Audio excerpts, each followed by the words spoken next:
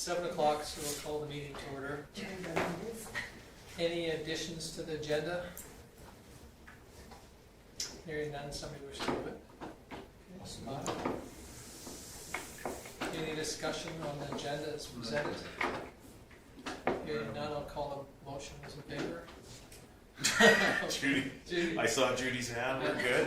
Okay, thank you. It's on camera as well. I just wanted to point out. Okay, moving on to the minutes of the August 11th meeting.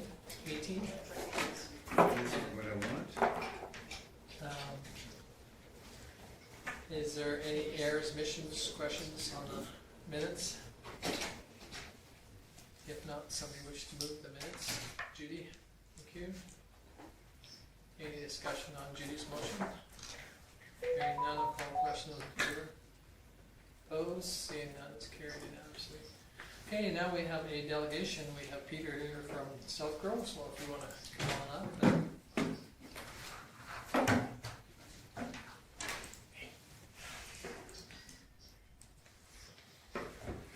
Thank you very much for having me today, folks. It's really good to be here. I was looking through my notes, and I think it's been 2 years since I've been to this council.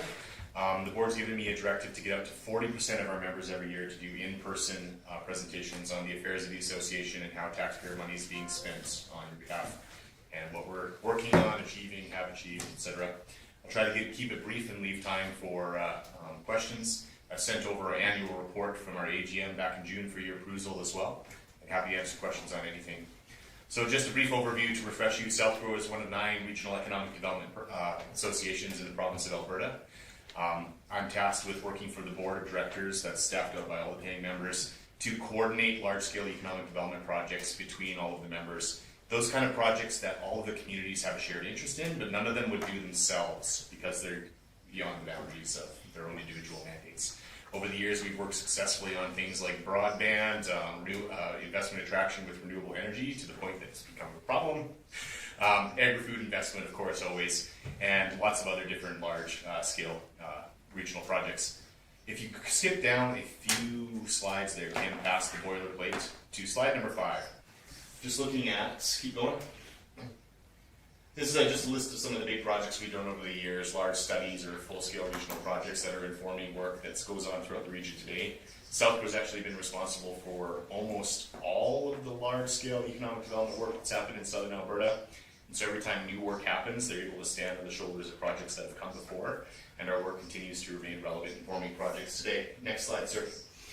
This is the operational plan that we had in our last year, and which there's a full accounting in the annual report that was sent out to you. Lots of really, really good projects that we're quite proud of. This last year, for example, we did a bunch of housing needs assessments, 6 housing needs assessments for communities to basically fill the gaps for those communities that hadn't got them done yet. There was a bunch of different organizations that were able to work with communities to provide those, but there were some who just could not afford them. And South Grove just waded in and did all of the ones that were left so that all of our communities had the base documents that are needed to go after housing grants as they come down the pipeline, which is going to be relevant in the coming year as the federal government looks to aggressively provide more grants to local communities to expand housing initiatives. On the next slide, Kim, these are just some of the highlights from 2024 here, looking at some of the accomplishments that we've had. We finished up 4 years of work that Cole was a member of a committee on, building over 200 EV stations across all of Alberta, ensuring that rural was not left out, and in partnership with the Municipal Climate Change Action Centre run by Alberta municipalities. Together, we more than doubled the number of public EV charging stations available throughout the province. And that was a big project for a very small little nonprofit. And it gave us admin funding that we were able to use to expand our staffing needs. So it was a win-win for everybody all around. Our little economic development summit that we've been running for 20 plus years, we decided to go big over the past couple of years. We invited in a bunch of other partners. Sorry. Looking at some of the accomplishments that we've had. We finished up 4 years of work. Well, at least he's watching me. I'm fighting it right now. No worries, man. We invited in a bunch of other partners in order to make the summit get bigger. So they have all contributed treasure. Our team does the majority of the organizing. But it's turned what used to be just a small little gathering before into an event where we had almost 200 people last year. And we were able to put together the kinds of budgets to bring down really, really good, impactful speakers to talk about the issues that matter specifically to Southern Alberta. So we're not going up to Calgary and listening to the issues that matter to them. It's the stuff that matters to us here at home. Our global agri-food marketing, we won awards from the Economic Developers of Alberta for 3 years in a row now. We've had over 70 million views, specifically targeting global agri-food companies, giving out the key message that Southern Alberta is a space to play in this market, and that folks should be listening here. We are seeing a lot of investment inquiries on the agri-food space coming through all of the different channels. We do awareness marketing so that the world knows we exist. And I can guarantee you, if you work in agri-food in Europe or North America, you know about Southern Alberta now because of the ad campaigns that we've run. That was not the case when we started this. We've got a new strategic framework. Our board did a lot of navel gazing over the last year and refreshed our strategic framework. We still have the mandate to do the large regional projects that we've done, but we're pivoting to do more of the community-led economic development as well now, filling a gap that our members told us existed. We can talk about more of that in a bit. I want to be useful with my time here. We've done a lot of work on the energy policy side as the energy environment has shifted. We're a core stakeholder in the Energy Futures Lab, advising government on policy, making sure that rural priorities stay front of mind, finding that right balance between new energy projects in rural Alberta and the needs and demands of our communities, asking stakeholders in government to look at our rural communities as spaces that need to be respected, and that energy companies who are developing need to come and work with us as a starting point to things like site selection in the renewable energy space. We've made a lot of progress here. I would say that the energy environment is completely under renovation right now. And we're slowly coming towards the other side of that with the release of the new energy market rework that the government has just completed and put out there, absorbing those lessons now. Highway 320 continues, and Southgrove has been a core driver of that initiative as well. And our new priority in 2025 is to basically work with Highway 320 and our MPs to try to get in front of government in their new major projects office, because we've never been successful at getting federal funding for Highway 320, and now we might have a shot, because it's one of only a couple strips of asphalt that connects the entire country, and it's a major trade corridor. And if they're putting money into nation-building projects, a few $100 million from the federal government would go an awful long way matching provincial funds in order to keep that ball rolling on the twinning of Highway 3. Because we're very cognizant that even though the Premier has promised us Twin Highway, we're not guaranteed to have that promise fulfilled. Various different sponsorships that we've rolled out, of course, are profiled here. Finished off a big supply chain identification project, which we were kind of disappointed in the outcome until all of a sudden the entire export market went into flux. And now I've got personal contact information for 125 companies across Southern Alberta who've said that we're allowed to contact them. And now we're working on export developments, advancements with the federal government in 2025, trying to help our companies get introduced to buyers from Japan, from Singapore, from China, who are looking for the products that our people are now having a problem unloading into the United States for various reasons. It's good timing for that. And we also do grant advice, of course, as a service to any of our communities or the nonprofits or charities in them. And last year we had 19 different groups reach out and have consultations where we basically help them work through and build a plan to go after and stack various grants. And my team, I'm very proud of them. They quietly and secretly, behind my back, without telling me, went above and beyond and ended up just full out writing a grant for a group out of Warner who they were trying to start a daycare with some of the federal funding that was available at the time. They had no idea what they were doing. And the girls that I worked with just ended up doing it for them, and they managed to get the money, and now the daycare is getting set up and running. We're not supposed to write them for them. We're supposed to just consult and advise, but I was proud of them anyways. And the Blackfoot Signage Project just finished its year 2. We're going into year 3 now. Last year we deployed 123 signs across Southern Alberta. This is the board's reconciliation initiative that we're engaged in right now. So we have these small grants that any organization on traditional Blackfoot territory can apply for to get up to 80% of the funding to rebuild their signage or roll out new signage, just as long as it has Blackfoot language place name on it. A lot of people have taken advantage of it just to refresh the signage that was out of date and get it updated, just including that component. I'll move on, Kim, and then go towards completion here as I'm running out of time. The next slide is 2025 to 2026. This is our current operational plan here. A couple things I just wanted to point out there. I talked about community economic development. It's been since 2012 that Southgrove went and put together specific economic development plans for each of our communities. It's been over a decade. A lot of our communities worked on various pieces of those plans that were presented to them that was based on solid research and said, these are real opportunities that you can pursue. I know Vulcan's done some of the things that were in that 2012 plan that was put out, and a lot of other communities as well. So last year we got a grant, a 3-year grant from NRED, and that enabled us to hire a full-time BDO to go around and work with each of our communities to basically refresh that project. You know, it's been over a decade. What are our new opportunities? What are the things we should be looking at? What does the data say? What does surveying and talking to our key stakeholders and doing a bunch of research say are key projects that you could execute on? And then presenting that plan to your administrator to see which things work in your life and to roll them in. And we're going to have that EDO available for 2.5 more years now, because we're just half a year into this, to be able to come back to folks like him and liaise with them. What do you need? How can we help? What kind of support can we provide? Can we support you with additional bandwidth, help you put together grants, go after different things, work with your committee to set up and execute on some of these projects, because capacity is low in small towns. And we're hoping that turns into more of a staple as we go forward in the future. But right now we're full into lit reviews for 29 communities, so it's intense. I'm happy to talk about anything else you see on that. On the regional project side, we're still full on into global market development. Kim Welby, who works with me, is off to Singapore this fall to continue developing the trade relationship with Southeast Asia that the federal government is wanting us to push into. And I'm going with Invest Alberta and the Trade Commissioner's Office over to Beijing and then to Japan in October here. We're talking biofuel in Beijing, because there's a bunch of investors who approached ag irrigation wanting to get into the Canadian market with more biofuel production. And in Japan, we're talking renewable energy, which just got interesting again. And we're talking agri-food investments as well, particularly on the us selling to them side, on the export development thing. I'm going to skip over any of the additional slides there, because I'm up against my time and I want to respect it. I'm happy to answer any questions you might like to ask. There's the sustainability plan coming forward from the board to the full board, from the committee to the full board at our September 25th quarterly meeting. South Grows in a very, very good condition. I believe the committee is going to be recommending a small per capita increase to mostly just keep up with inflation, because we kind of do this thing where we jump up and then we stay constant, then we jump up a bit more. So there's a small per capita increase from $1 to $1.25 that's being recommended. And we've got a bunch of other initiatives that we're pursuing to try to self-fund a lot of our own work. Our solar project that we've been working on for 3 years down around Monarch is going extraordinarily well. I think we're going to be able to build in 2026 and have revenue flowing in 2027, which will largely, that should fully replace the government of Alberta pulling operational funding for the redevelopment there.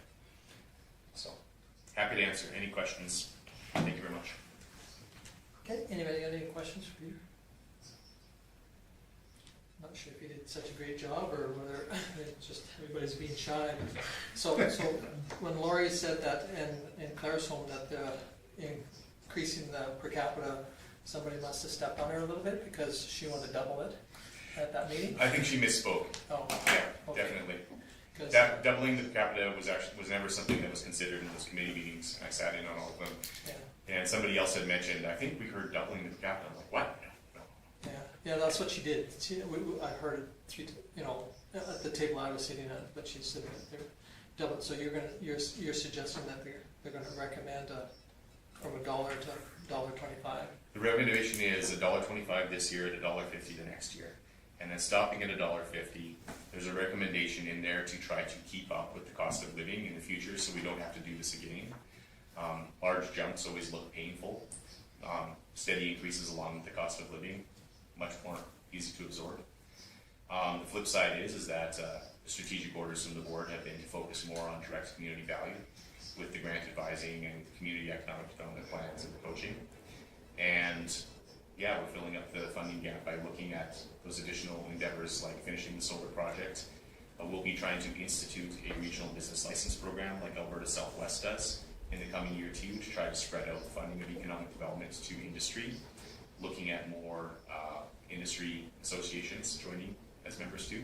Currently we have 13 non-municipal associate members with the association, and that number can go up. Okay, anybody else got any questions? I just wanted to mention that Peter talked about the update of our regional economic development plan and what we've been working with Kayla. Several of you may have received an email from Abby either on Friday or today, I believe, for answering some questions that are along with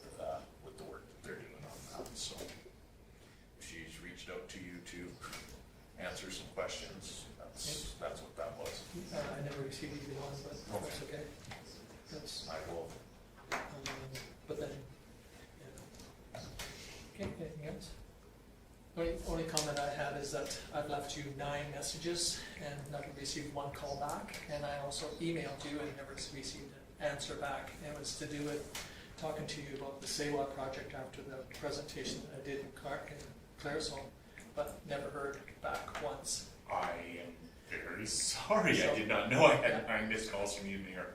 And sometimes, your emails are full, which I understand, or your messages are full, but I left 9 and never heard 1 back, so. My face is very red now when the mayor says something about the presentation. And like I said, I even emailed, because I brought it up and was talking to Cole, and they said, well, we already just got it, because I didn't have your email address, so I emailed, not a word back, so I'm not sure what's going on, but I just thought maybe I was blacklisted, but.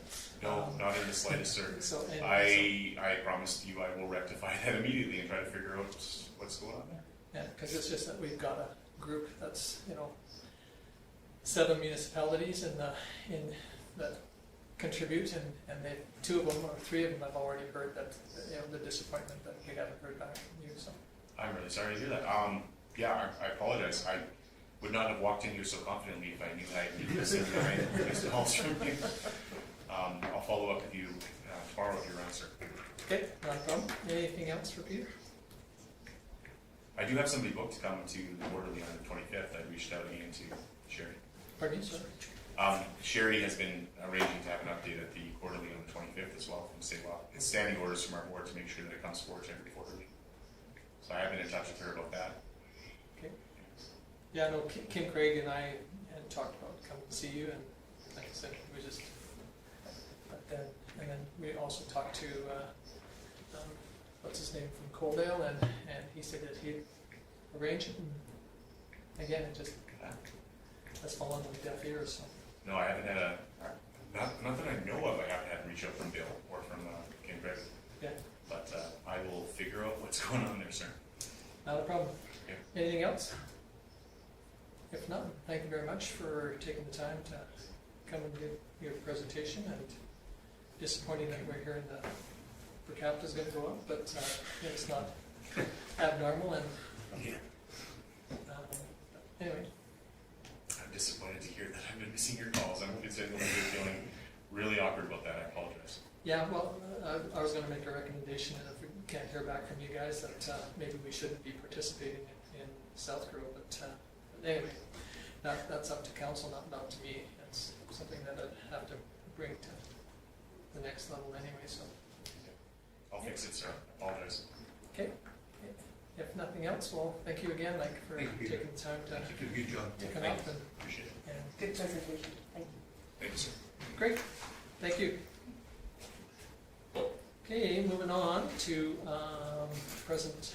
the correspondence there, like Kim had said, we've got the report from Grant Hunter, which is 50. So thank you, Peter. Yeah, see, thanks, 57 pages long, I think it is, but anyway, it's a fairly long, lengthy, but he tries to bring information back to the, he really quite enjoys the groups and areas that he can participate in, so.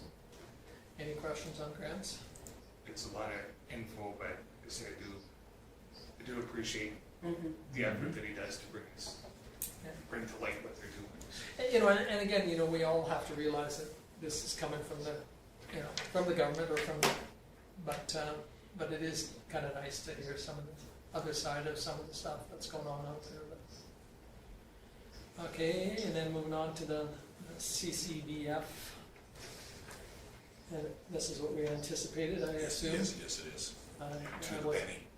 To the It was penny. already in the budget, wasn't it? Yeah, we had already accounted for it. Yeah, I wasn't sure whether the number, because I didn't go back in and, to be honest with you, and check to see if it had changed at all, but it's, Yeah, and because it's federal and done through the province, we had a pretty good idea, so we were doing our budgeting and talking about capital that we had used.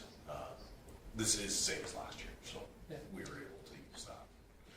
And they've now sent the letter to confirm that we qualified. our estimations were correct. Okay, any, go ahead, Judy. It just doesn't seems like a drop in the bucket, doesn't it? Won't even repair a road. Yeah, pile it on top of the other grant funding, Yeah. and use that to do our specific projects, and do our planning. Okay, moving on to Chinook Arch.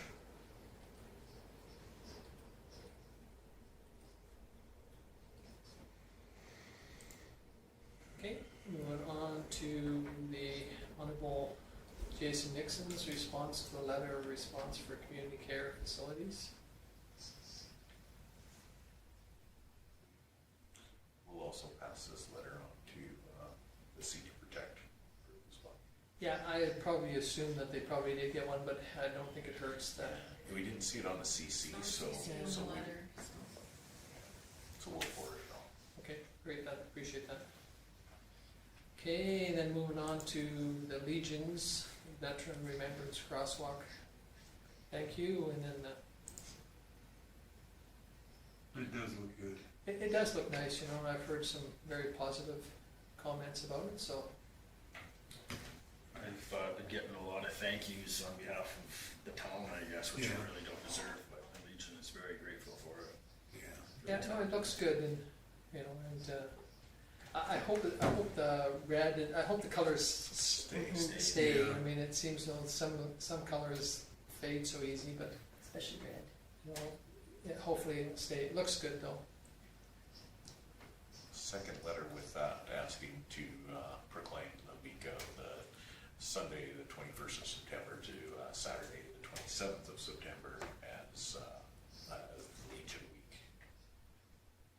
I thought they might have had it closer to the Remembrance Day, you know, but, you know, I know that the two are separate occasions, but I thought maybe they might, but we have done this in the past, I think, but, so we, Somebody's interested if anybody's interested in attending, but we should make a motion to to do a proclamation. do this proclamation. I'll make that motion. Okay, Richard moves.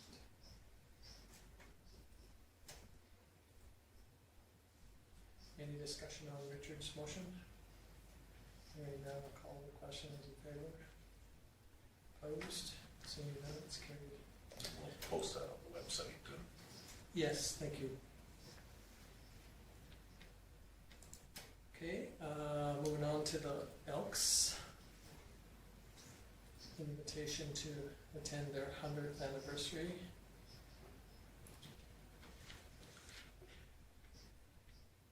The only reason we didn't add this is the mayor can attend, but if another councillor were to want to attend and want to expense that, we would have to have a motion. Yeah, so if somebody wishes to attend, we definitely could, entertain a motion for that. I might attend, but I'll pay my own way. I'm the same way. Same here. Okay, So you can just receive it for information with everything else. okay, sounds But good. we'll make a note, perhaps I'll send out a calendar invite for all of you so that you can remember the date. And then we'll just let, Yeah, and then you There we go. can contact through to Dwayne Yeah. and let him know if you, thank you. because it looks like they are selling tickets, so.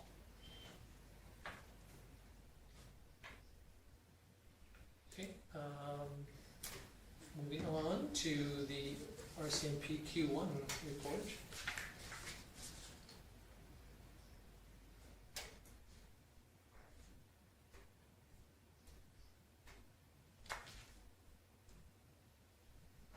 It's nice to see that their staffing still seems to be, there's one away, but the rest of it seems to be everybody's up to Being maintained. maintain, yeah.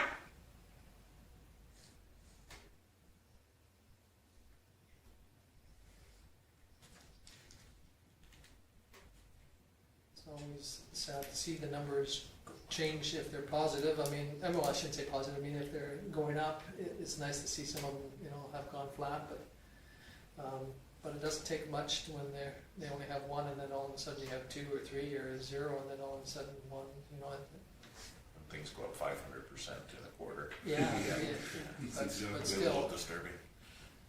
you know, And then you look back and it's 2 incidents. yeah, yeah.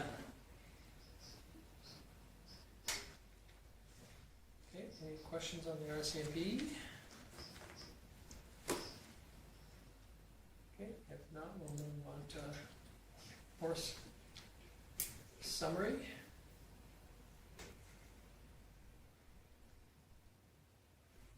It's a good read, isn't it, on the pathways and the trails and, How to tie them into your community properly.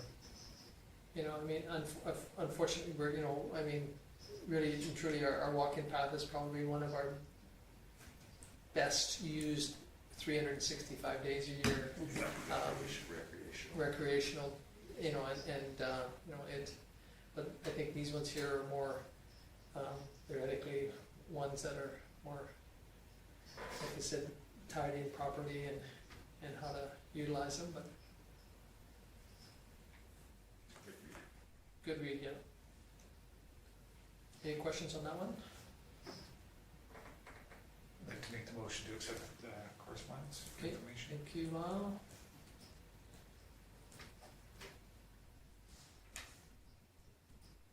Okay, any question on Lyle's motion?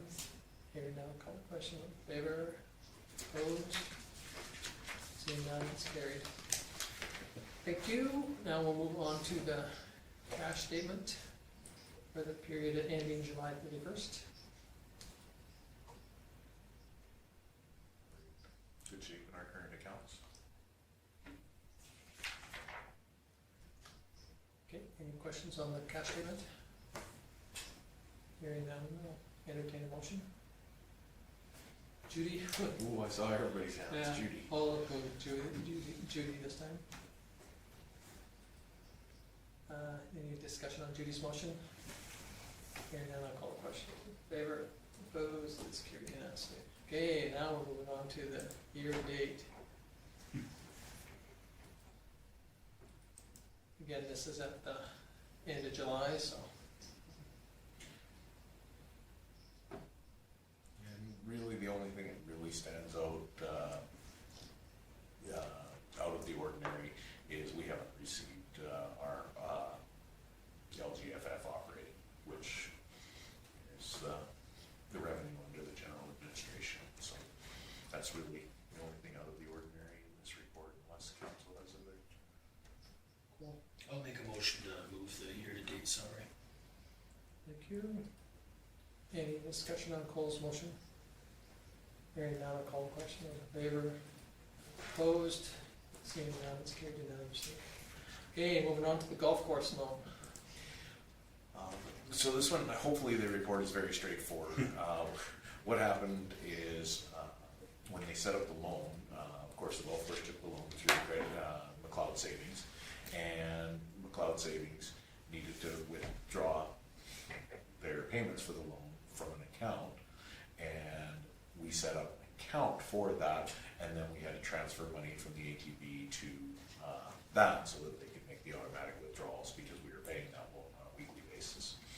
So that account was set up in 2006. Now that the loan has come to term, Amanda and I discovered that after a couple of weeks, she came in quite concerned that they were still taking payments.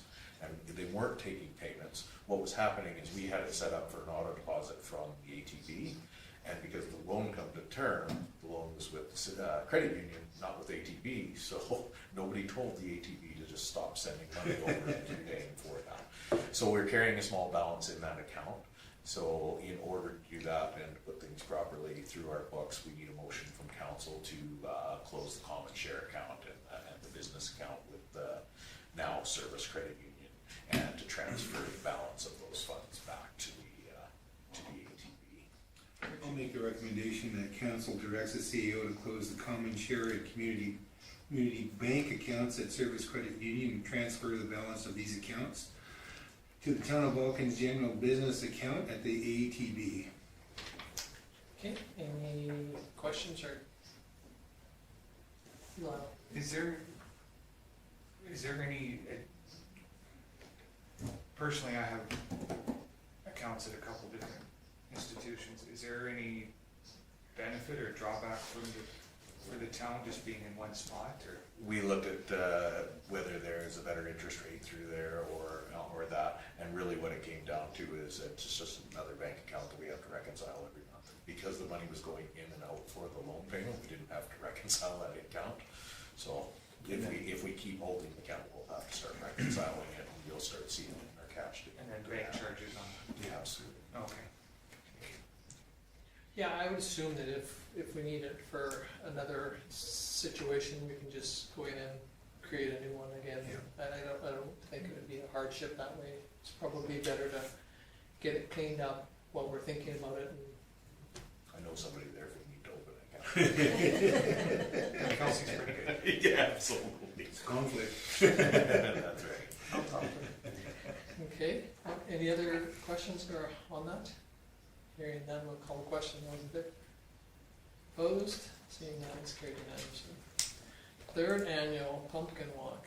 So the pumpkin walk is the first year was put on by and hosted by the credit union, and they have as a group don't want to take the lead on that, but their some of their staff members are still involved. So they've kind of moved to which was where they wanted to go with this, is into a community organization, putting that together with partnerships with the Kinsman Lions Club, all of the service groups, and they're making that move. So where last year you gave a motion to allow the credit union to do this, we're just asking for, and they don't have a name, so it's just the Pumpkin Walk Volunteer Group at this point. But hopefully as it grows, they may strike a proper committee, those sort of things.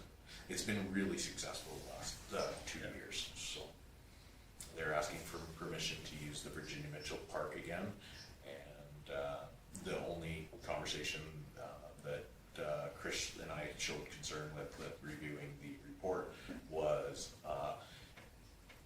if it expands, do we go into the new portion of the campground and what that looks like. So I think weather permitting this year, because it's on a Friday, it should even be busier than normal. So Yeah, it's it'd be been fun. good. My kids love it. Yeah. Last year it was windy, so it was a bit of a drawback. fireworks are good though. Yeah, I think it was great, you know, that they were able to, I mean, I appreciate the Kinsman Club had that maze Yeah. in your cul-de-sac there. Now they've Yeah. moved it over there and expanded it and did it a little different. So, I mean, I think that it's been a growing, and moving it to one location Yeah. compared to multiples probably has its advantage. Yeah, and probably out of a residential area is probably better suited as well. Like, Yeah, I loved it there because it Yeah, was right you'd see across the street. everybody come to your house, but the mice that we had after that was something else. Had some new pets. Well, my cats cleaned them out, I think. But okay, Judy. I'll make the recommendation that council approves the Pumpkin Walk Volunteer Group's request for use of the Virginia Mitchell Memorial Campground on Friday, October 31st, 2025, for the purpose of hosting the third annual Pumpkin Walk as presented. Great, thank you. Any discussion or questions? Okay, if not, we'll call the question on the favor. Opposed? Seeing none, it's carried. Okay, a road closure for movie night. And so Chris has put this together. They're planning on hosting a movie down at in front of the 9 line on the street there, as we've done. I believe we did it for Volcon was the last request for there. They're finding good success in it, and this request is coming from the Recreation Department. One of the things they're trying to focus on in there as well is don't want to specify it as strictly adult, but it more of a later evening. There, I believe, I overheard today that they're looking at showing Jurassic Park, and so more of a, you know, you could go out on a date and watch a movie involved, and then hopefully support business in the meantime. So that's the idea behind that. I'd like to make the recommendation that council approves the Recreation Department's request for temporary street closure on First Avenue north from Center Street to First Street north from 8 p.m. to 11:30 p.m. on Friday, September 12th, 2025 for an outdoor movie event. Okay. Any discussion? Hearing none, we'll call the question on the favor. Opposed? Seeing none, it's carried unanimously. Thank you. Okay, now moving on to the written reports. Mayor's Reeves from the June the 6th, this one was in Tabor. Any questions on that one? Okay, if not, we'll go to the Southborough Economic Development Annual Report.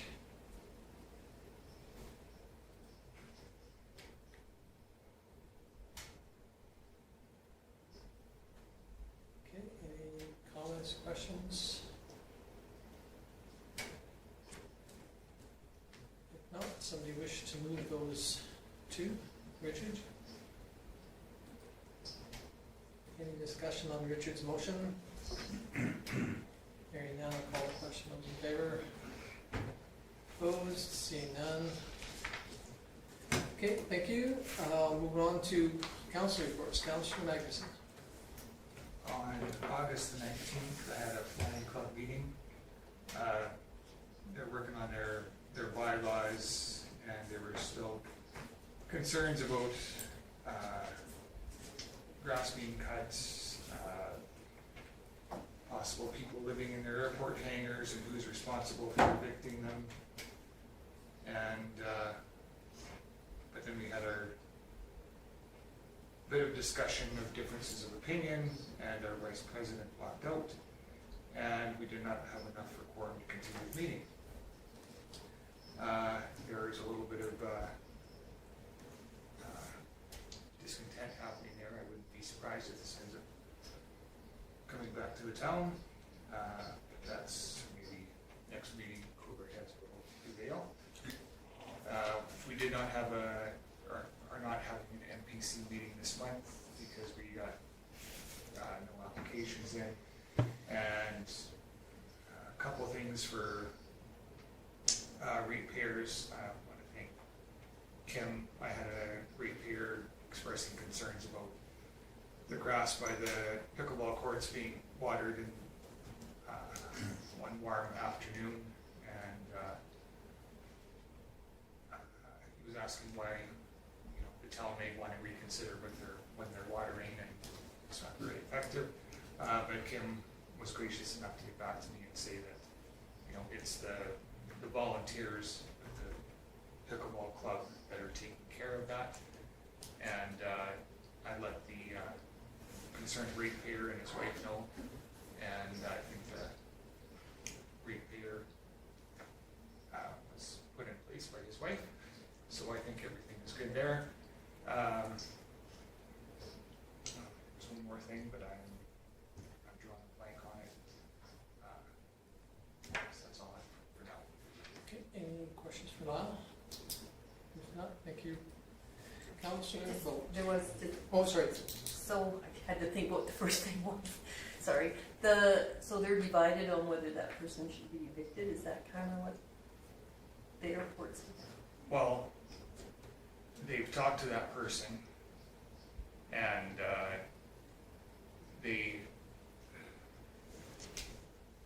Maybe this is everybody's got maybe, yeah. everybody's got rules, but no one wants to be the bad guy to enforce them. So they don't want to do it. So they're saying, well, maybe the town should do it. And we will through our bylaw. Yeah, and I said, well, let's draft a letter from the town, because the town are not the people that are out there. So if you guys have concerns, let's draft a letter to the town.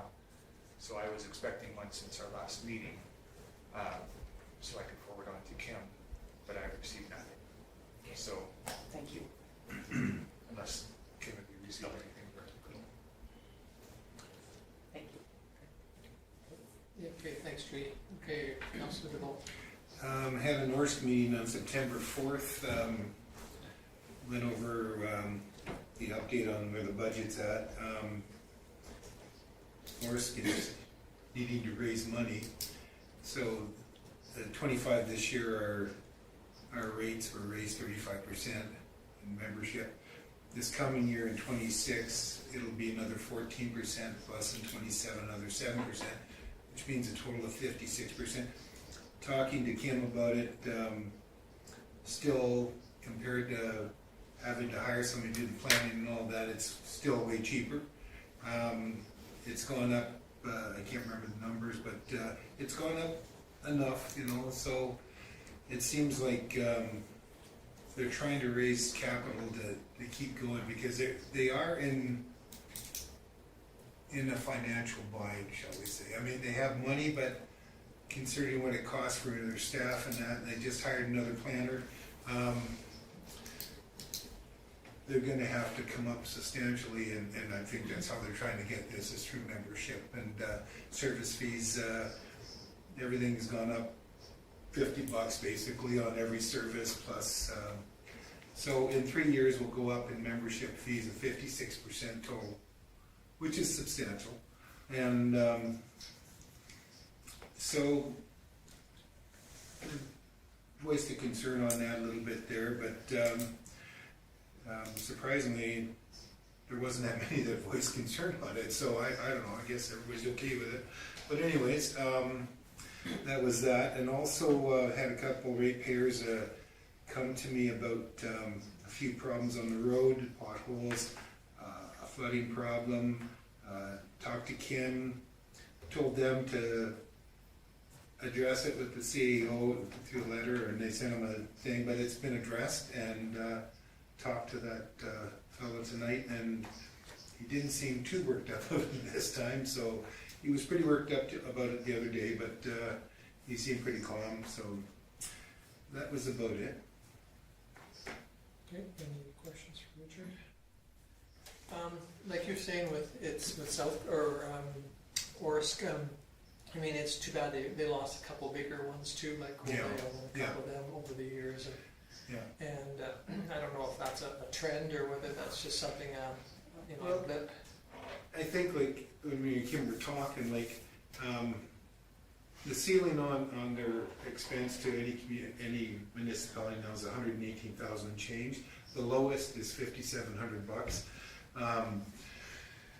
I think the small villages, they went, you know, they're gonna go from about $2,000 to $57,000, where some of the bigger ones are gonna go from the 170s down to 118. There's that right there concerned me, you know, because I think of the little guys out there, the little players, and they're in our area, you know. That concerned me. Hopefully the cost is gonna be okay for them to absorb it, you know. They're small, so. Well, it is hard, you know, I mean, you know, unfortunately, the bigger ones, you know, don't wanna go on the per capita, you know, because they're bigger and but I mean, it really is one of the fairer methods, you know, and you throw out the equalized assessments, and then they really squeal, because some of those bigger ones have a lot better assessments than, like I said, the little guys. It is hard, but you know, it's pretty hard when you don't have a planner. And one of the things I discussed with Councillor Gold about that is some of the smaller municipalities they're using their planners for a lot more because they don't have in-house development officers and things like that, and so that workload gets passed on. And I know, as we all saw through that report last year, they had put that out for services, as contract development officer, and it got shot down. So I think now they're trying to figure out how to balance that extra workload they have with the money and the revenue that they're bringing in, because majority of the revenue, other than their membership fees, come from those subdivisions and all those things that they're processing, so. Some of their fees are up, like their subdivision fees, if I remember right, are up about 30,000 and change compared to the same time last year. I think they were expecting a way better last year than what they got, and so I guess they're just gonna have to learn to kind of plan for the such a high level of commitment. And our commitment to Orsk in a year is $31,000, which, as you know, would cover even a portion of an employee, so. Yeah. And we have really good response from our planner, attends all of our MDC meetings, and will attend council anytime we ask, so. And I think that, you know, happened that, like years ago, and I don't know what year they changed the rules. It was back when we used to have, it was so much harder to find planning and to do that, and that's when they went to this regional, like went to Orsk as an example, and I think that everything kind of smoothed down, and some of the stuff happened to make it so that the process was so much better. So I think that to go back would be kind of a scary one, and like you said, how do you'd have to find 3 or 4 municipalities to get together again and hire a planner, and then how do you divide it up? And it's I don't know about their administration, whether I don't think that it's top heavy. I think that there's They're looking for a new CEO there, and Lanz is retiring, and they just hired, they got a planner out of Edmonton, the guy that hired me. And so I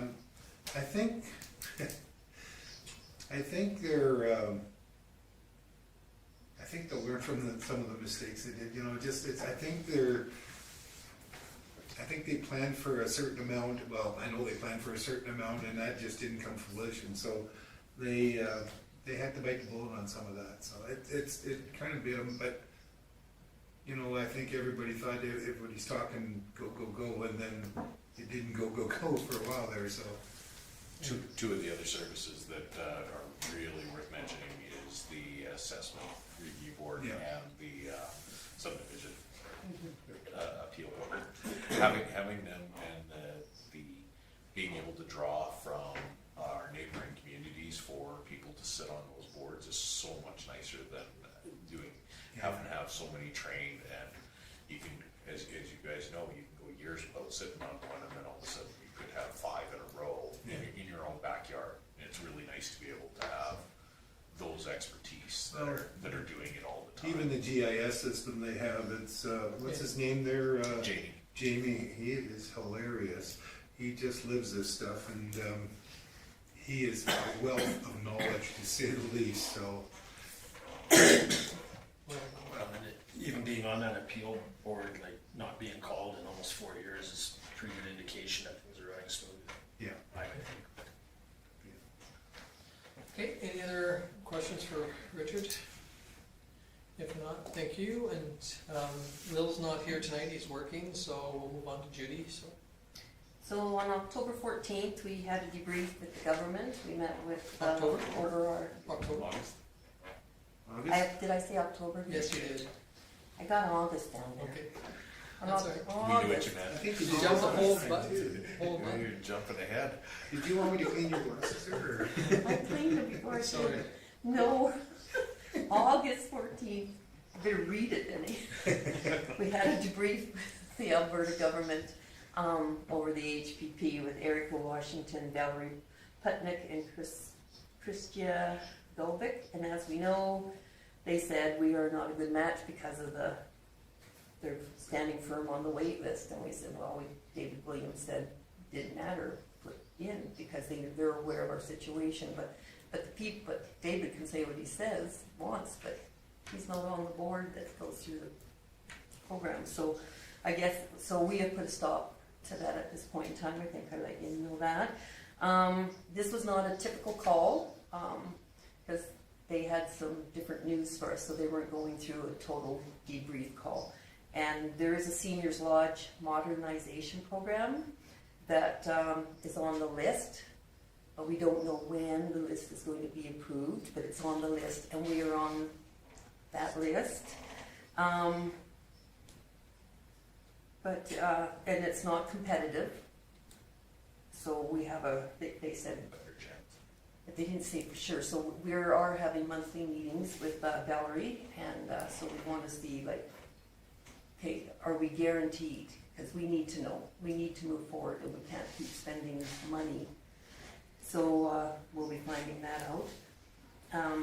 So they just want to stay connected, so that's why the meetings, monthly meetings. And Kelly has been in touch with Valerie, because we do have that plot of land right behind the Wheat Country Special Needs and our other fourplex. That's government land, and that is held for the senior housing. So we want that in Marcus Foundation's name. So we have gotten 2 options of how we can do this. So that we'll take that to the board and hopefully get that land transferred over. We do have land for Milo and Arrowwood. And I did tell them that since they're not building us a lodge, then they better look at building a lot more lodges in the High River, Calgary, Lethbridge area, because we had 62 people on that list that would take those 62 rooms. And so just be aware that our people have to go somewhere. And so they're going to be coming to where, so we'll keep you updated on that. We'll be meeting monthly with them and going forward.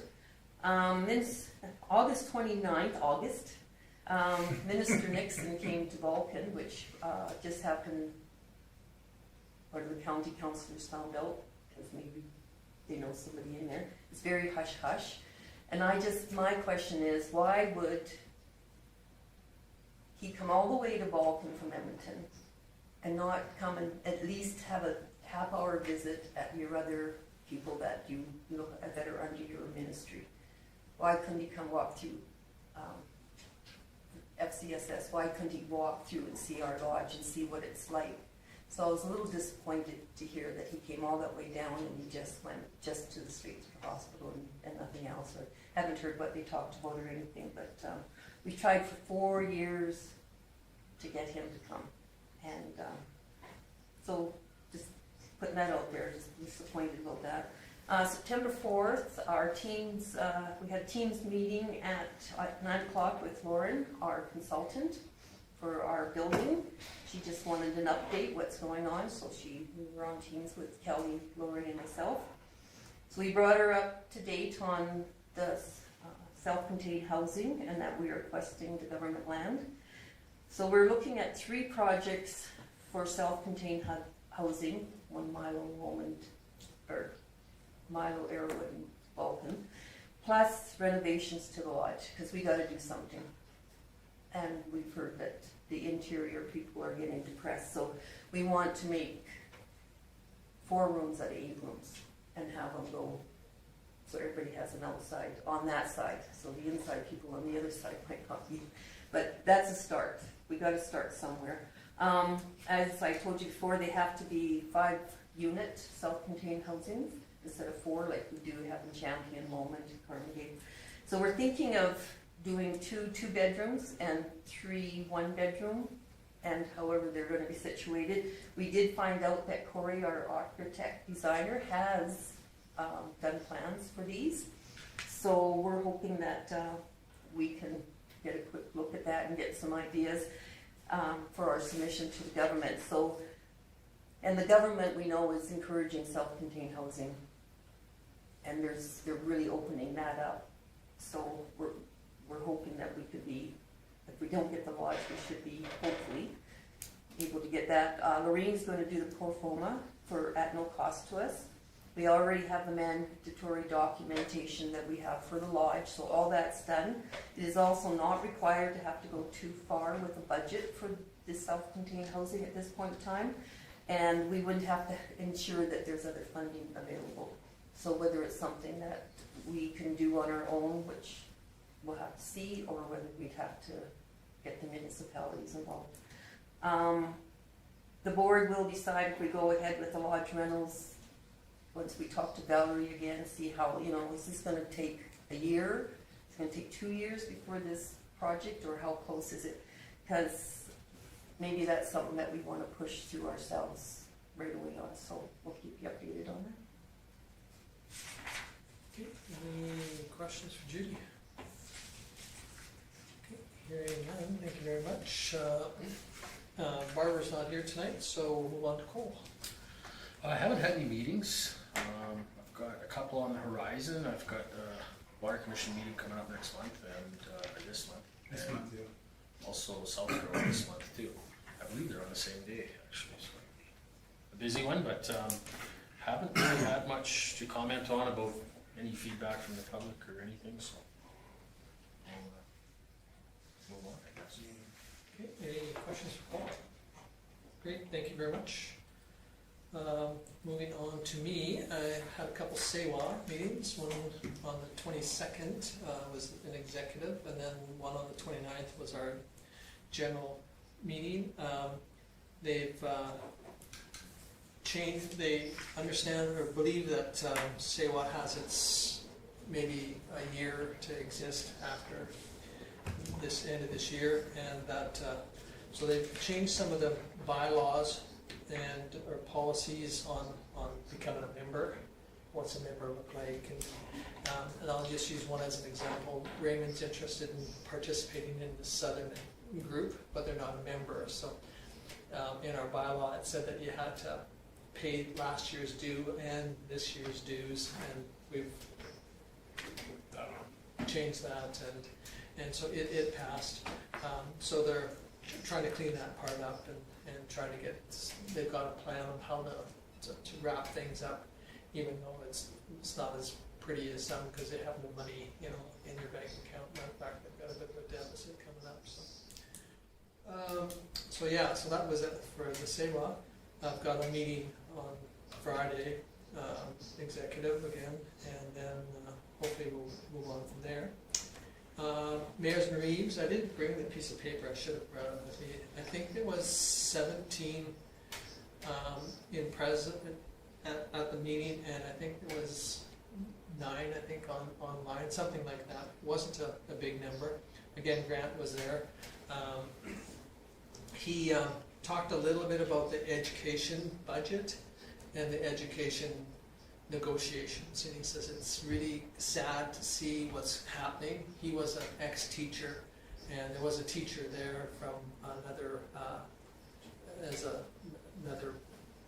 person that was there type thing, and you know, he says unfortunately sometimes the stuff that's out there in the press is not exactly what's going on in the negotiations. They've had some very fruitful, very good ideas. One of the requests was to increase the amount of teachers. So the government said that they would offer this 12% over 4 years, which is what, you know, a couple of the other unions have settled for. And then they offered the teachers the 12%, plus they would guarantee 1,000 new teachers per year for 2026, 2027, and 2028. They came back and said they would not take the 12%, but they would take the money that you guaranteed for the teachers, the increase in teachers, and not increase the numbers of teachers. So they're back to 32%, I think, request for what they're asking for money. And he just says it's not going to happen. He says, you know, unfortunately he doesn't want to see anybody go on strike, but he says we just can't. You know, we've got new schools coming online, so we need more teachers and more staff, and we just cannot give 32% increase. He said the other unions would scream and holler, and he said it's just not going to happen. Talked a little bit about the invasive mussel situation, species, and how they, I guess it got caught in Saskatchewan. There was 2 boats that were being transported from Ontario to BC, and they got caught at Saskatchewan, and they had invasive mussels on them, or whatever they are. And so he says, I'm not sure, they never hit any water bodies between Ontario, but they got caught at the borders because each province is really pushing to try and control this. And I think that was pretty well it for Grant. They spent a lot of time on this, on the education one, because, you know, he really believes that, you know, and I wish I had that paper because I wrote it down. They don't call it the workload of the teachers. He called it something else, but it's the same thing, you know, like that, you know, teachers are not just teachers anymore. They are social workers, they are guidance counselors, they're, you know, they've got so many hats that they have to wear because the diverse amount of students that they have, you know, like English as a second language. And then one guy talked about that his wife worked 20 years ago and it was so much better then than it is today. And he said, well, things change over 20 years. Not like they change overnight almost, but But anyway, he felt that the teachers are overworked. It's not, didn't say underpaid, because, you know, I mean, a starting wage for a teacher is about $65,000 now, so, he said that it's hard to, but again, cool. I don't know, I try to stay neutral on this, because I agree teachers are overworked, and I respect them so much, Yeah. but, you know, when you listen to the Premier talk about the funding, and, you know, her numbers, I believe, were 12,000 per student. If you have 30 students in a classroom, it's a lot of money, Yeah. and it's a lot more than one teacher makes, probably 4 times. So where's that money being spent?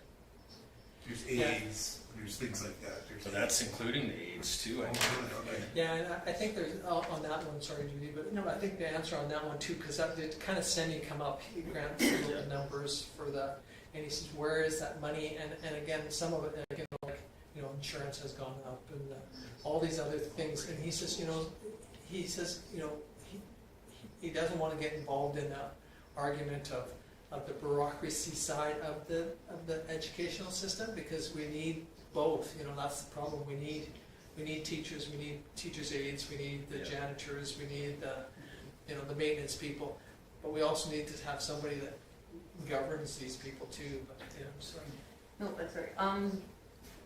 Like you said, there's a lot of news out there, but what I've read, just with teachers putting stuff on, it's they're not asking for a wage. They say they're asking for money to help buy, because they're using their personal money to buy things for their classroom. But then, so it's disappointing to hear that they want the money of the 1,000 teachers to split, you know, so Yeah. it is about the wage, so. and I think that's what Grant was having the issue with, is that, you know, they thought that they were willing to settle for 12, you know, that the negotiators, and then all of a sudden, with the guarantee that they would increase the numbers of teachers. Now, that doesn't include the other aides and the other people that are there too, and that's what this lady was talking about. She said, you know, she is a teacher, and she says, I could use more help, than I don't need a full-blown teacher. And he says, unfortunately though, you know, we've increased the population of the educational system, and we need teachers too. So he said, we're trying to just deal with the teacher portion of it, separate from the aides or the assistants or whatever, I shouldn't call them aides, but whatever the position they are. And then, you know, again, you know, you get a new school, then you have to have, you know, more janitorial or other costs. And then there was a lady from Cardston that did talk about that Bill 51, and that's a major concern that, like, in their community, a person has petitioned to have a school built, and the government has approved to build this school. Now it's up to the municipality to come up with the $500,000 to service it. For management servicing.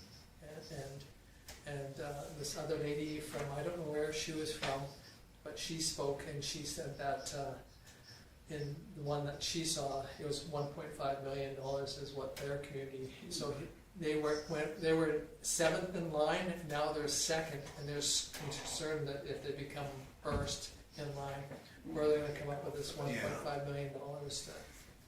So, like Grant said, you know, unfortunately, there's only so many dollars to go around, and, you know, that's why the playgrounds are not part of, like, a new build.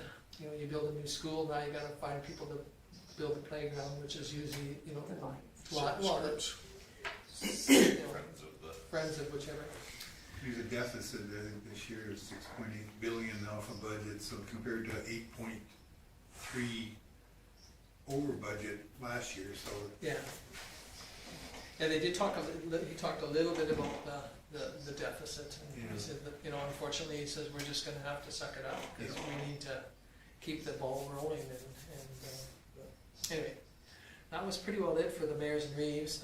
It wasn't as well attended. I had hoped that there would have been more there, but with harvest going on, it was pretty hard to see some of them, but some of the ones that we thought that were gonna be there weren't. And I do have a meeting coming up, hopefully with the group for SAWA from the south, and we're hoping that Coldale will host it. And, there was Tabor, Barnett, and, you know, Lethbridge County, and all of those ones that are hopefully will come to us, so. Any questions for me? Okay, if not, somebody wish to move the law? Motion to accept reports. Okay, thank you. Any discussion on Lyle's motion? Hearing none, I'll call the question. Those in favor? Opposed? Seeing none, it's carried unanimously. Thank you. Okay, moving on to activity management report. So as you can see, everything on the list is complete except the first one and the one that Karen took responsibility for instead of the mayor, so Oh, we'll let you off the hook oh, on that's that good. one. Thank you, Karen. She put her name down beside it, not yours, so. Well, And that's- it's the CAO evaluation, so, Yeah. unless there's any questions, so. For the first one, I'm just noticing there's the name of the previous rec director on there. Yeah, still responsible to bring it forward. Yeah. Does that Yeah. mean that I believe that after the election, I will ask those of you that are still here if that could be removed. Okay, anything else on? Okay, moving on. September CAO. My CAO report. Sorry, that list for being a month long should be a little bit longer, but I did take a couple weeks holidays in there. So when I was got back, we signed through quite a few things. Before I left, we finished with the Vulcan County with the response times for Superior, which were acceptable, and everything's moved forward. So the developers are aware now, and that got some things moving on that end again, which is really nice. Followed up with the municipal accountability program. They accepted our letter. We have a year to follow up on some of these things. So if within a year, if we haven't borrowed money again and guaranteed a loan and done the bylaw with that, they'll write it off of our report.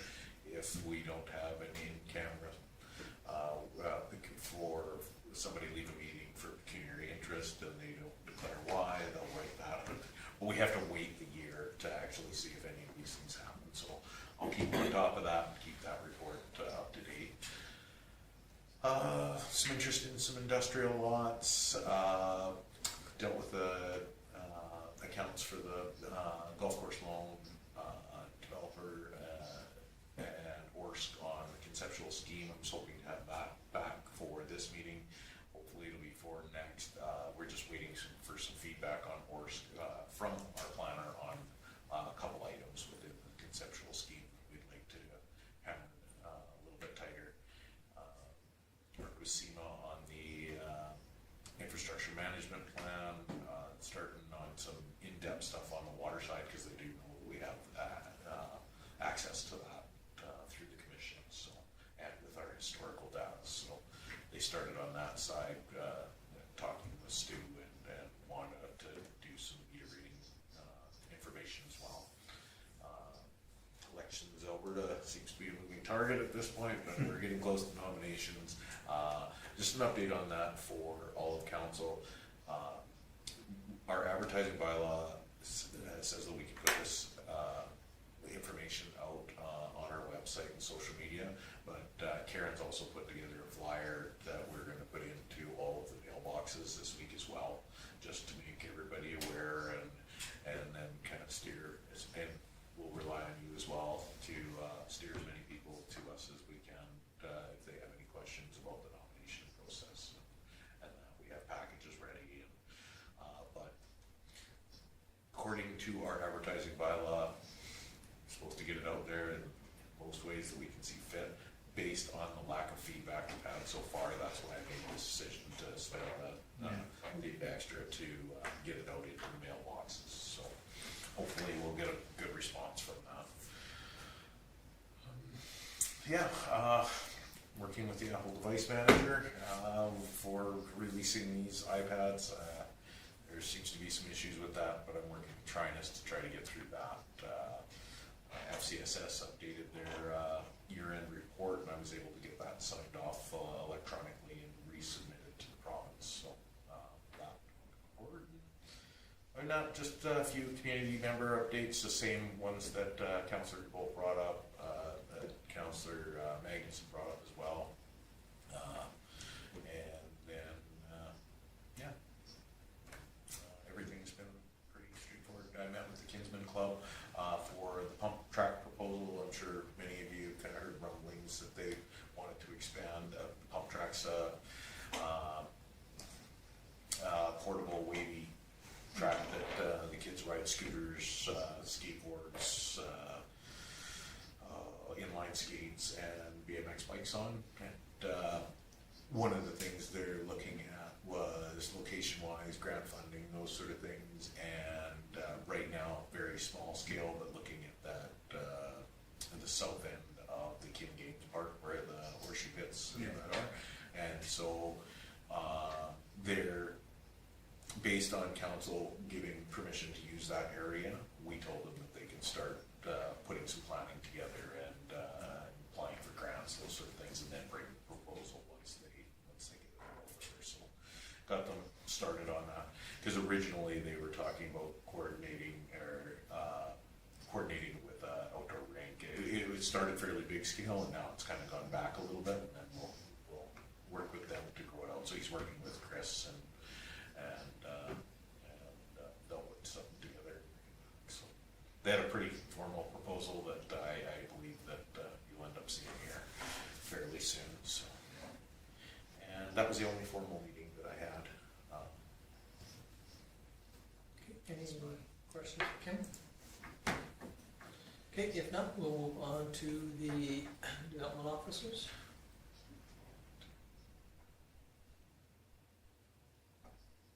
We have moving along or are going along very well. As Lyle mentioned, we don't have many new applications coming in, but Rita's also working with Channing to address some of the issues within some of the permits that are out there right now. So. Okay, any questions on Rita's? If not, Public Works. Stu just wanted to highlight that they're putting ice in the arena. That time of year. And the pool's done, and they are working on the pavement of the avenues this week as well. It's it all seems to run fairly close together. We have summer students who are all done.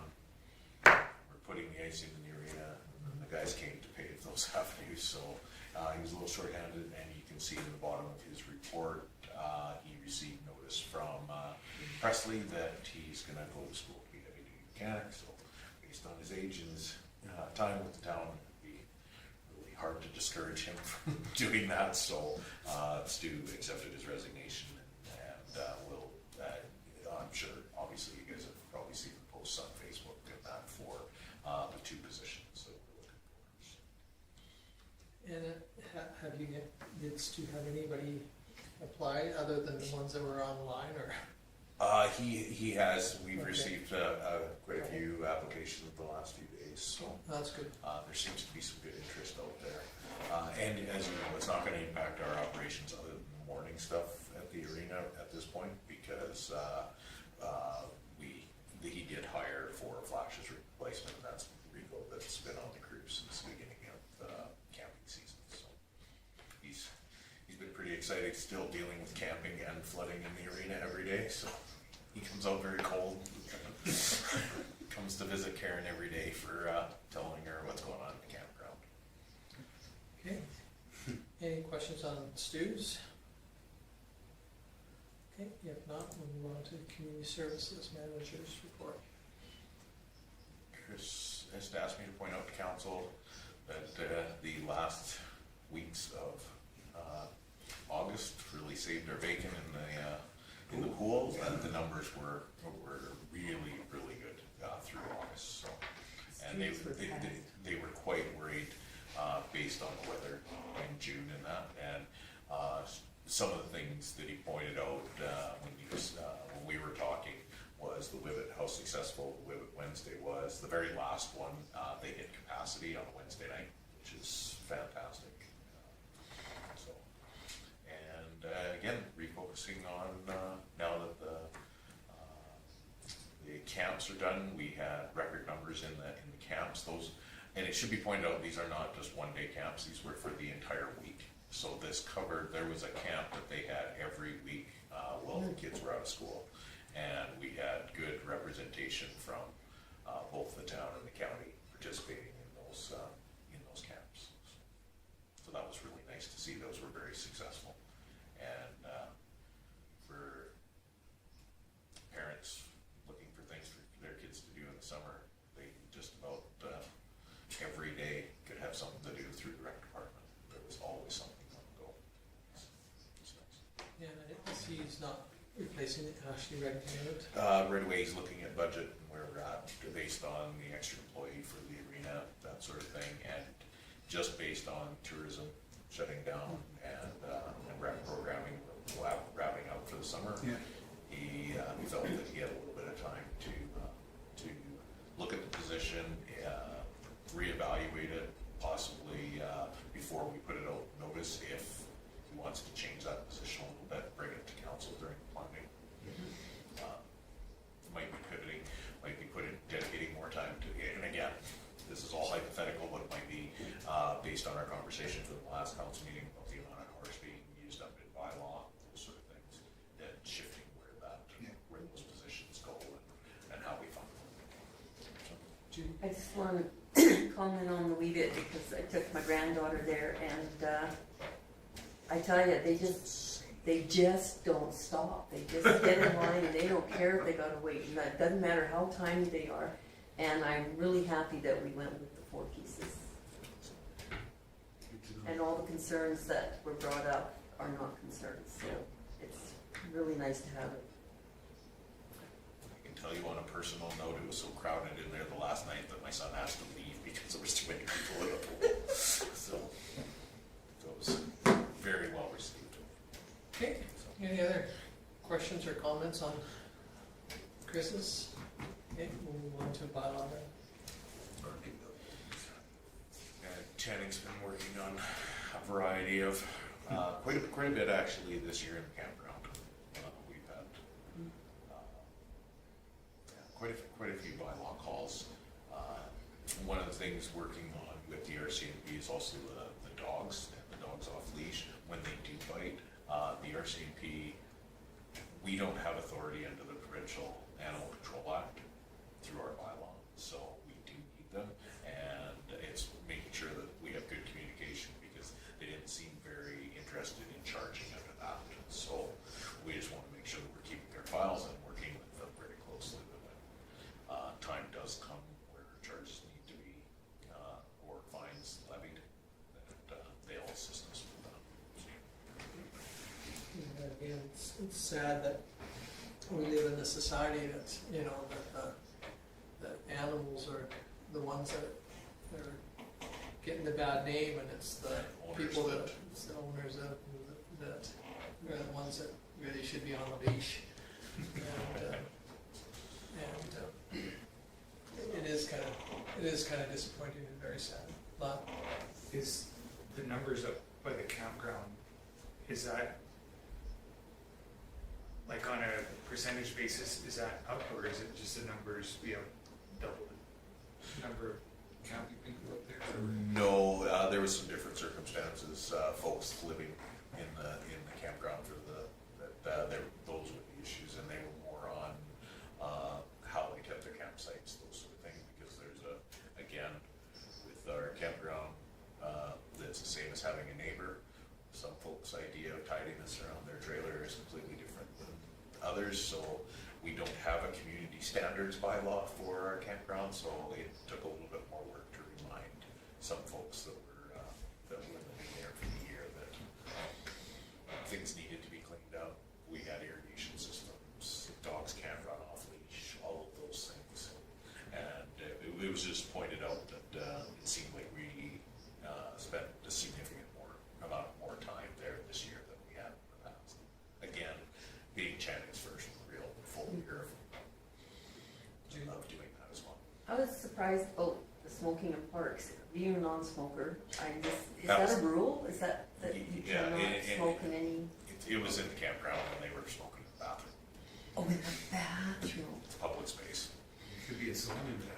But outside, walking around, you could You're smoke. still not supposed to smoke around in public Just in your spaces, stall. in your designated area. Yeah. And yes, all of those incidents were in the campground. And they're, yes, it was, they were using the bathroom as shelter. And smoking. Okay, anything else on Jennings? I don't know why I'm hesitant to say anything. No. I know they're not watching, Yeah. but Okay, that's our administrative reports. Anybody have any questions on any of them? If not, somebody else, Richard? Any discussion on Richard's motion? Seeing none, call the question in favor. Opposed? Seeing none, it's carried unanimously. Okay, one more motion. Judy? I was waiting for you. You're playing with your cup. Okay, any discussion on Judy's motion? Hearing none, I'll call the question, all in favor? That's carried, you're now officially adjourned. Thank you. Are you smoking in the men's room? Yeah.